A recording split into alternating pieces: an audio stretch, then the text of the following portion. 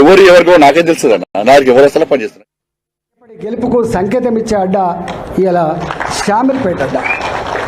దాన్ని పట్టుకొని వాడు సైకోనా, శాడిస్టా, వాడు మనిషా, పశువా, వాడు ఏ పార్టీలో ఉన్నాడు, వాడు ఎవరి అండతో ఆ ధైర్యం చేస్తున్నాడు, వాడిని నేర్చుకోవాలి.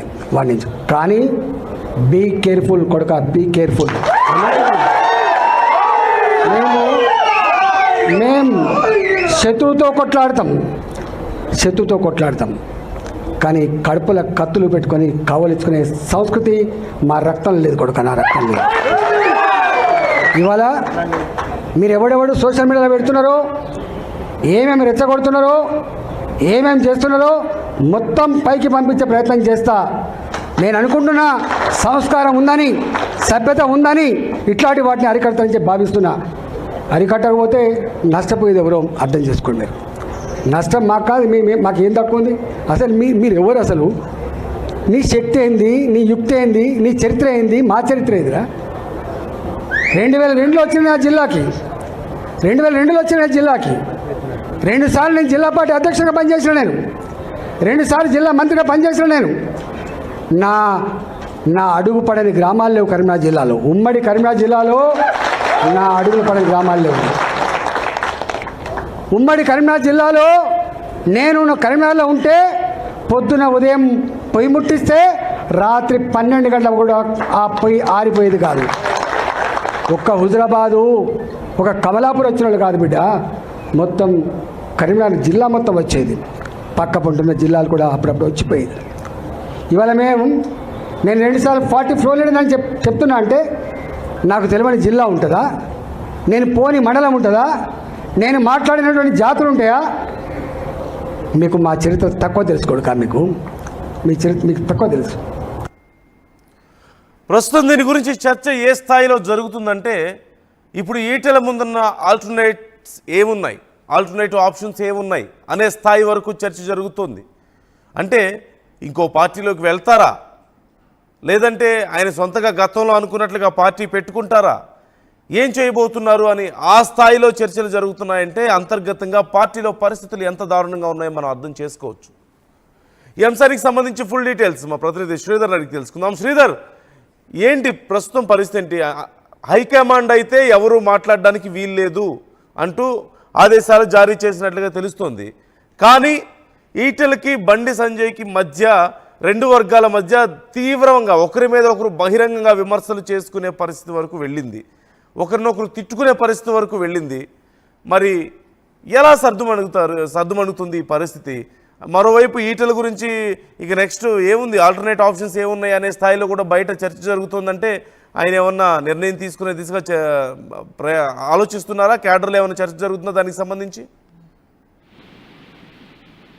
పొలిటికల్ గా నిన్న ఈటెల రాజేందర్ చేసినటువంటి వ్యాఖ్యలు ఏవైతే ఉన్నాయో అవి ప్రాధాన్యత సంతరించుకున్నాయి. ఎందుకంటే ఈటెలకు సంబంధించి గతంలో కూడా బీఆర్ఎస్ నుంచి బయటకు వచ్చే ముందు కూడా ఈటెల ఒక్కసారిగా పార్టీ అధినేత పైన, పార్టీ పైన కూడా కొన్ని ఎక్కుపెట్టి మాట్లాడినటువంటి సిచ్యువేషన్ కూడా చూసాం. నిన్న హుజురాబాద్ నియోజకవర్గం సంబంధించినటువంటి నాయకులు అక్కడ ఆయన అనుచరులు వచ్చిన నేపథ్యంలో అక్కడ జరుగుతున్నటువంటి పరిస్థితిని ఈటెల దగ్గరికి తీసుకురావడంతో కూడా ఒక్కసారిగా ఈటెల రాజేందర్ మరొకసారి ఆ పార్టీకి పైన అంటే ఇండైరెక్ట్ గా అటు బండి సంజయ్ ని కూడా కోట్ చేస్తూ కూడా ఒకసారి విరుచుకుపడ్డటువంటి ఆయన స్పీచ్ కూడా చూసాం. దానికి సంబంధించి ఈటెల వర్గానికి మొన్న ఎప్పుడైతే బండి సంజయ్ హుజురాబాద్ నియోజకవర్గంకి వెళ్ళి అక్కడ ఉన్నటువంటి అక్కడ ప్రెస్ మీట్ లో మాట్లాడుతూ కూడా డైరెక్ట్ గా ఈటెల రాజేందర్ ను అనకుండా ఇండైరెక్ట్ గా కూడా ఒకవైపు కోట్ చేస్తూ కూడా నేతలకు సంబంధించినటువంటి ఒక జై కొడితే కానీ ఇక్కడ టికెట్లు రావు, పార్టీకి పనిచేయాలని చెప్పి బండి సంజయ్ మాట్లాడడంతో ఒక్కసారిగా ఉలిక్కిపడ్డటువంటి ఆయన అనుచర వర్గం. ఎందుకంటే గతంలో ఈటెల రాజేందర్ చూసాం హుజురాబాద్ నుంచి కూడా ఎమ్మెల్యేగా పనిచేశారు కాబట్టి అక్కడ నుంచి ఒక్కసారిగా తమకు టికెట్లు రావేమో అని ఈటెల రాజేందర్కి ఫోన్ చేయడంతో నిన్న ఈటెల రాజేందర్కి వచ్చి భేటీ అయ్యారు. భేటీ అనంతరం కూడా ఈటెల మాట్లాడడం ఏదైతే ఉందో పార్టీకి సంబంధించి కాస్త కలవరం మొదలైంది. ఈటెల బండి సంజయ్ గతంలో మాట్లాడింది, నిన్న ఈటెల మాట్లాడింది ఏవైతే ఉన్నాయో ఆమె ఒక్కసారిగా బీజేపీని గుర్తిస్తుంది. ఎందుకంటే ఒకవైపు గతం ఎన్నికల్లో చూసాం, గత అసెంబ్లీ ఎన్నికలకు సంబంధించి ఈటెల వర్సెస్ బండి సంజయ్ గారి టికెట్ల విషయంలో కూడా పెద్ద ఎత్తున జరిగింది కాదు. ఒకసారిగా మరొకసారి కూడా ఇంకా స్థానిక సంస్థల ఎన్నికలకు సంబంధించి కూడా ఇంకా తెర మీదకి రానప్పటికి కూడా వీళ్ళ ఎపిసోడ్ మరొకసారి కూడా పార్టీల చర్చనీయాంశంగా కాకుండా అప్పర్ హ్యాండ్ నేతలు ఇద్దరి మధ్యలతో కూడా ఒకవైపు అప్పర్ హ్యాండ్ కోసం కూడా పోరాడుతున్నట్టు కూడా బీజేపీలో రెండు వర్గాలుగా కూడా చీలిపోయి ఒకవైపు ఈటలకు మద్దతిస్తూ మరొక వైపు బండి సంజయ్కి మద్దతిస్తూ కూడా రెండు గ్రూపులుగా ఏర్పడ్డాయి. కాబట్టి దీని అంతటినీ గమనించినటువంటి పార్టీ నాయకత్వం కూడా రాష్ట్ర పార్టీ కూడా ఈటల బండి సంజయ్ ఎపిసోడ్ లో ఎవరు కూడా మాట్లాడకూడదు, ఆ ఇష్యూలో ఎవరు మాట్లాడినా కూడా వాళ్ళ మీద వేటు తప్పదు. కాబట్టి ఆ ఇష్యూకి సంబంధించిన నాయకుల మధ్య సమన్వయం కోసం కూడా పార్టీ కృషి చేస్తుంది. కాబట్టి ఆ ఇష్యూకి సంబంధించి ఎవరు కూడా దాని మీద వివాదాస్పదమైన ఇష్యూ మీద వ్యాఖ్యలు చేయొద్దు అని చెప్పి పార్టీ అయితే వార్నింగ్ ఇచ్చింది. మరొక పక్క అటు బండి సంజయ్ ఈటలకు సంబంధించి మాత్రం ఈ ఇష్యూను ఏ విధంగా క్లోజ్ చేయాలన్న దానిపై కూడా పార్టీ మళ్ళా గుల్లాలు పడుతుంది. ఎందుకంటే ఇద్దరికి సంబంధించి ఒక ఆయన కేంద్ర మంత్రి ఉన్నారు, మరొక పక్క ఇంకో ఆయన ఈటల రాజేందర్ అటు రాష్ట్ర వ్యాప్తంగా ఉన్న పట్టున్నటువంటి నేత. కాబట్టి వారిద్దరిని ఏ విధంగా కలపాలి, పార్టీకి సంబంధించి ఉన్నటువంటి సమన్వయ లోపం, వ్యక్తుల మధ్య ఉన్నటువంటి లోపాన్ని ఏ విధంగా కూడా దాన్ని పూర్తి స్థాయిలో కూడా పోగొట్టుకున్న అంశం కూడా పార్టీ ఆలోచిస్తుంది. కాబట్టి ఎవరు ఏం మాట్లాడినా రెండు వర్గాలకు సంబంధించి ఎవరు ఏం మాట్లాడినా సరే ఇబ్బంది అవుతుంది. కాబట్టి ఆ వర్గాలను కూడా చల్లార్చి ముందు పార్టీని చక్కదిద్దాలని చెప్పి అటు రాష్ట్ర పార్టీ ఆలోచిస్తుంది. దీని విషయంలో కూడా ఎవరు మాట్లాడినా కూడా ఖచ్చితంగా కూడా వాళ్ళ మీద వేటు తప్పదు, వాళ్ళ మీద కూడా డిసిషన్ తీసుకుంటామంటూ కూడా హెచ్చరికలు జారీ చేసింది. దీంతో నేతలు ఎవరు కూడా ఈ ఇష్యూ పైన మాట్లాడేందుకు ముందుకైతే రావట్లేదని చెప్పుతున్నాను. Okay, right, thank you Sridhar. మొత్తం మీద తెలంగాణ బీజేపీలో త్వరలో కీలక పరిణామం చోటు చేసుకునే అవకాశం ఉంది. ఒక పెద్ద పరిణామమే చోటు చేసుకోబోతుంది అంటూ కొంతమంది అంచనా వేస్తున్నారు. ఈ నేపథ్యంలో ఈటెల నెక్స్ట్ స్టెప్ ఎలా ఉండబోతోంది, తిరిగి ఇది సర్దు అణగబోతోందా, బీజేపీ అధిష్టానం ఇప్పుడున్నటువంటి పరిస్థితిని సాల్వ్ చేస్తుందా ఈ సమస్యని అనేది ఒక అంశం. ఇప్పటికే ఎవరు మాట్లాడడానికి వీల్లేదు అంటున్నారు. ఈటెల బండి మాట్లాడినటువంటి కామెంట్స్ను అధిష్టానానికి పంపినట్లుగా తెలుస్తోంది. ప్రస్తుతం ఉన్నటువంటి పరిస్థితి గురించి నివేదిక ఇచ్చినట్లుగా తెలుస్తోంది.